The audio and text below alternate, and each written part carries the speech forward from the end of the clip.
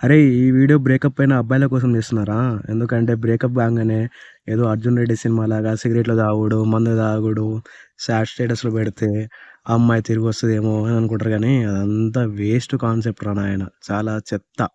చాలా చెత్త అంటే చెత్త విషయం. నువ్వు 'అర్జున్ రెడ్డి‌లాగా ఫీల్ అయితావు గానీ, బయట వాళ్ళు మాత్రం అట్లా ఫీల్ గారు. నిన్నొక ఎరిపువ్వు లెక్కనే చూస్తారనమాట. నీకు బ్రేకప్ అయిందా? ఒకవేళ అయితే దానికి రీజన్ ఏంటో కరెక్ట్ కనుక్కో. ఒకవేళ నువ్వు అమ్మాయి మర్చిపోలేదంటే బతిలాడు. నీవు చేసే ప్రయత్నం నువ్వు చెయ్యి. నీ బతిలాడే ఓపిక ఉన్నంతసేపు బతిలాడు. అయినా గూడా అక్కడి నుంచి సేమ్ అట్లాగే రెస్పాన్స్ ఉందనుకో వదిలేయి భయ్యా వదిలేయి. నువ్వు 5 సంవత్సరాలు చేసినా, 10 సంవత్సరాలు చేసినా నీది ఎంత సిన్సియర్ లవ్ అయినా అక్కడ అమ్మాయి ఆప్షన్ లేదనుకో మనం ఏం చేసినా వేస్టే అనమాట. అమ్మాయిలు ఎమోషనల్‌గా వీక్ అని మనం అనుకుంటాం. కానీ ఆళ్ళు ఎమోషనల్‌గా వీక్ కాదు. అది అంతా డ్రామా. వాళ్ళ ఎమోషన్‌లో ఫుల్ స్ట్రాంగ్. మనమే ఎమోషన్‌లో చాలా వీక్ అనమాట. చాలా అంటే చాలా వీక్. అది అర్థం చేసుకోండి.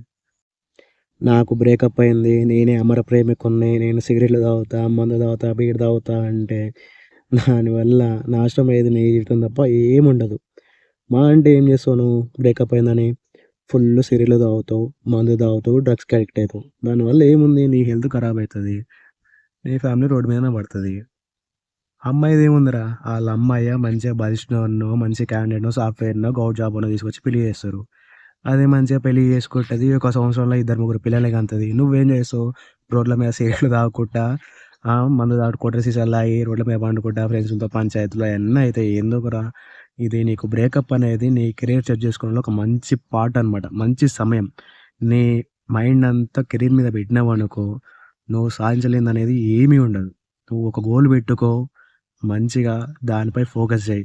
ఈ చెత్తంతా వదిలేయి. ఎందుకంటే నీ ప్రయత్నం నువ్వు జేసినావు. నీ తప్పు లేనప్పుడు నువ్వు బాధపడాల్సిన అవసరం లేదు. ఎంత సిన్సియర్ అయినా, ఎంత అదైనా చచ్చిపోయేంతప్పుడేమున్నా. అరేయ్!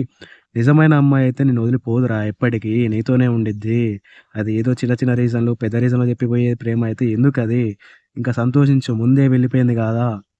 ఇన్ని రోజులున్నప్పుడే నేను అర్థం జేసుకోలేదు. ఇంగెందుకురా నీకా ప్రేమ?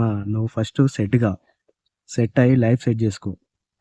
లేదు. నా మైండ్ పని జేయట్లేదు. డిప్రెషన్ బోతున్నా, ఆలోచనలు మర్చిపోలేకపోతున్నా అంటే ఒక పని జెయి. ఒక 2, 3 నెలలు జిమ్‌కి పో.